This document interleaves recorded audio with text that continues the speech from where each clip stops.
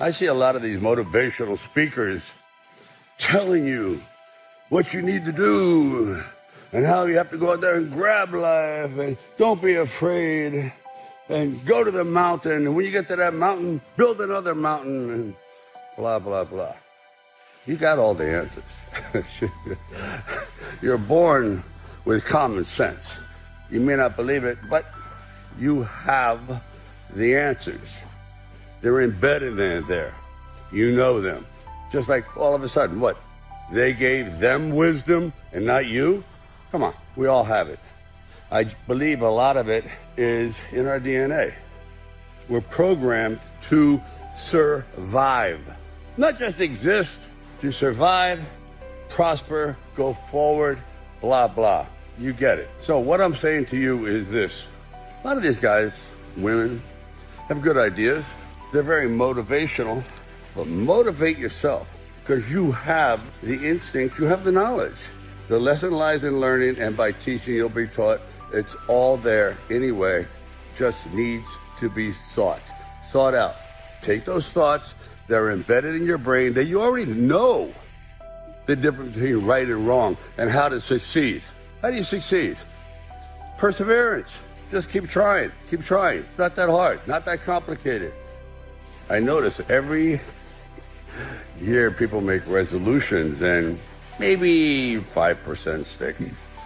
Because somehow along the way we sort of lose track of that ambition, that thought, and we say, I don't know if I can handle this, and I guess the word is we quit.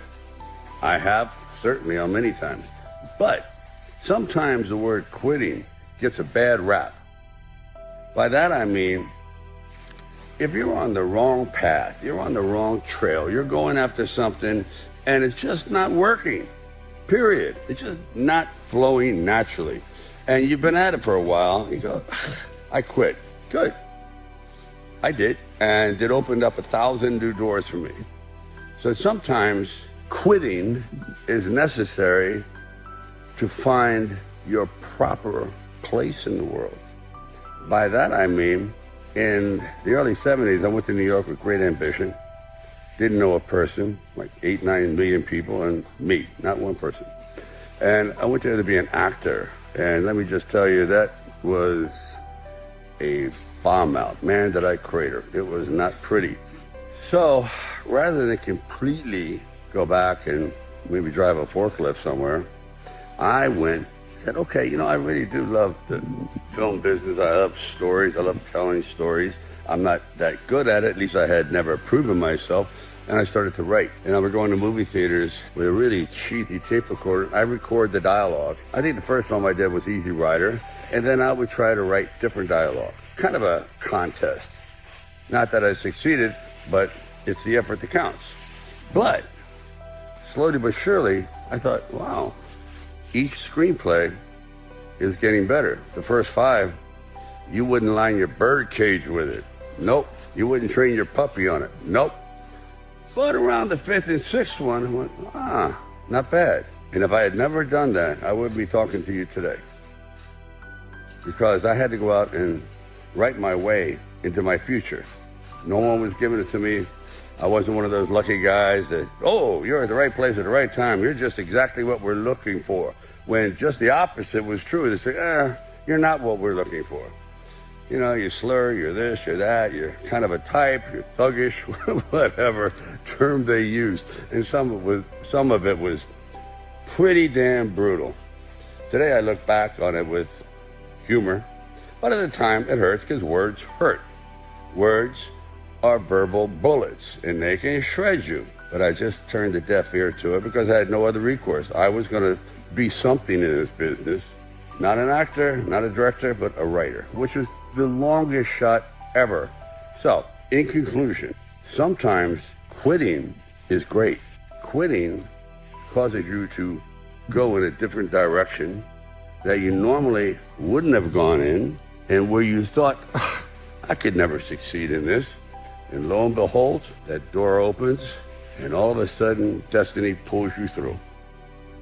It happened to me. The fact that it happened to me is definite proof that it can happen to everybody, if you're true to yourself. You never know what beats inside a guy's heart. The exterior belies the interior. So, I could go on and on about this, but it happens, folks. It happened to me. It's happened to thousands of people before me. Everyone's a friggin' underdog. Even the guys that are billionaires.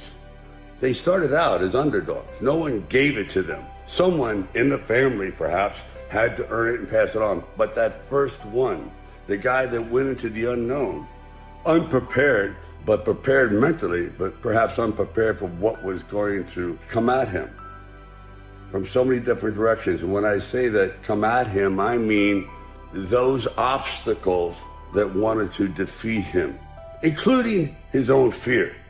And they were overcome. So, as Rocky would say, it ain't over till it's over. I was thinking the other day that even though we're on dry land, in reality, life is almost like living on water, which is a very, very strong force. In all water, that is a current. And that current will take you out to the ocean, where eventually you just get swallowed up by the sheer magnitude of everything. And once you're out there, you can't swim back. It just takes you where it wants to go, not where you want to go. And swimming against the current is really a metaphor for life. You just have to struggle. It's a struggle to achieve one's goals, which is really difficult. It's hard. People tend to minimize, diminish the struggle that is just getting by in life. Quite often it's just easy to go with the current, but to be an individual, to feel as though you did your best in the game of life, you got to swim against the current. And boy, it's fatiguing. But when you get to the other side, when you can climb out of that water and you're at the place you want to be, in that unexplored area, kind of like reminds me of the extraordinary optimism of explorers. Imagine 1,000 years ago, setting sail for the complete unknown. You have no idea. At one time, they thought the earth was flat, you just go over the side and you die, but you still went. Were there sea monsters, or this, that? I mean, all kinds of dangers. You're going into an absolute abyss. Yet, what keeps you going? Is you know there's something better out there if you're willing to face the danger, the unknown. That's the journey of life. And it's invigorating as well as challenging.